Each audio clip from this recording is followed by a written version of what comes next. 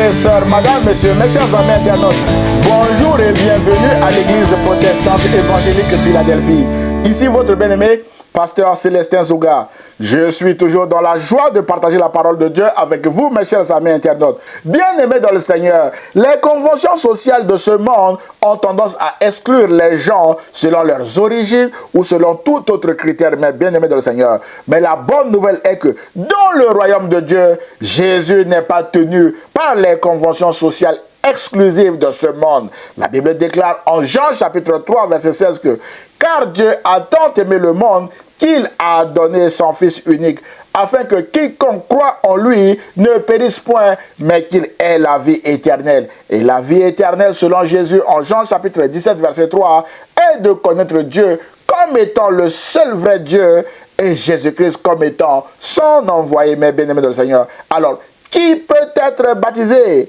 Mes chers amis, l'évangile selon Marc au chapitre 16, verset 15 à 16 que nous avons lu tout à l'heure répond à cette question en précisant que allez par tout le monde et prêchez la bonne nouvelle à toute la création. Celui qui croira et qui sera baptisé sera sauvé, mais celui qui ne croira pas sera condamné. Mon frère, ma soeur, Marc rejoint notre célèbre Jean 3,16 que nous venons de lire avec le verbe croire en précisant que c'est celui qui croira qui sera baptisé. C'est le même message de Philippe à cet eunuque éthiopien. Si tu crois de tout ton cœur, cela est possible. Sous-entendu, si tu ne crois pas, ça va bloquer. L'eunuque répondit, je crois que Jésus-Christ est le Fils de Dieu. Et son baptême a été possible, bien-aimés. Mes chers amis, d'où que vous veniez, mes bien-aimés, vous êtes les bienvenus si vous croyez en Dieu et si vous croyez en Jésus-Christ, comme Jésus l'a déclaré en Jean chapitre 14, mes bien-aimés, verset 1er.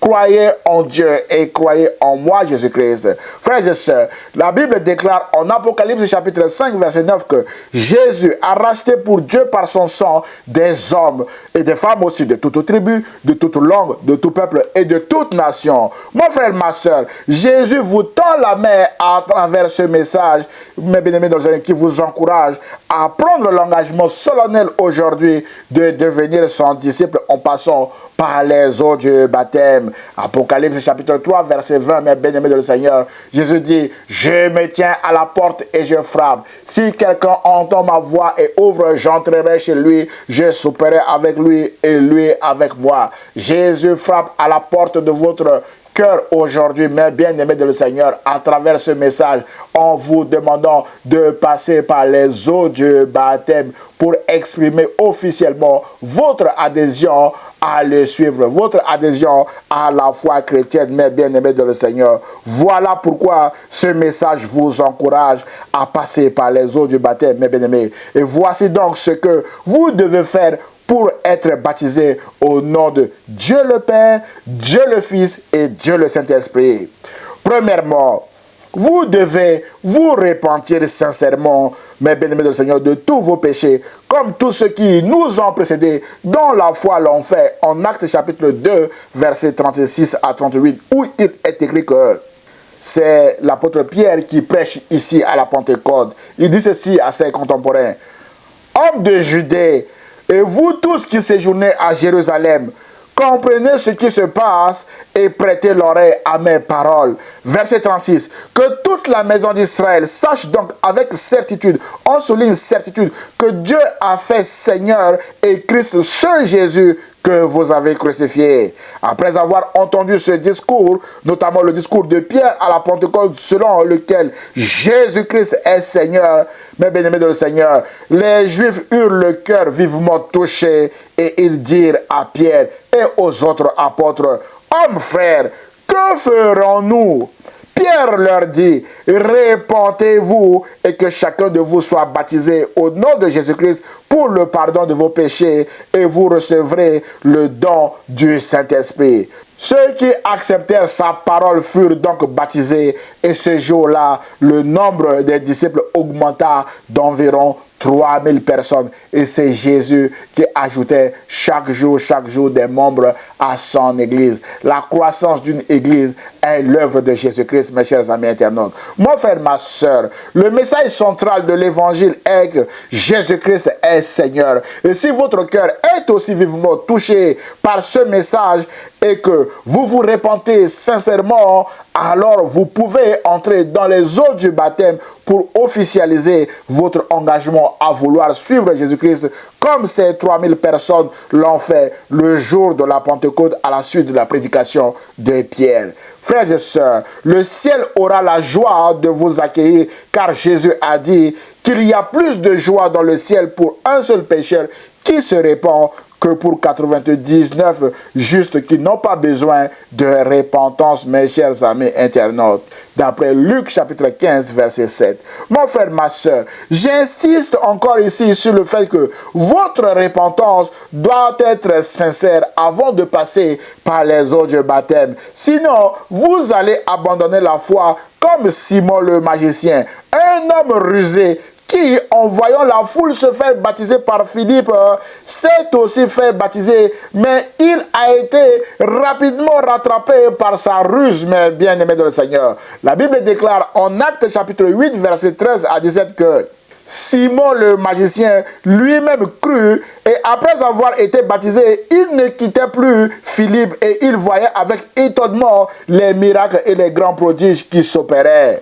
Les apôtres qui étaient à Jérusalem, ayant appris que la Samarie avait reçu la parole de Jésus, mes bien-aimés, ils envoyèrent Pierre et Jean. Ceux-ci, arrivés chez les Samaritains, prièrent pour eux afin qu'ils reçussent le Saint-Esprit, car il n'était encore descendu sur eux. Ils avaient seulement été baptisés au nom du Seigneur Jésus. Alors Pierre et Jean leur imposèrent les mains et ils reçurent le Saint-Esprit.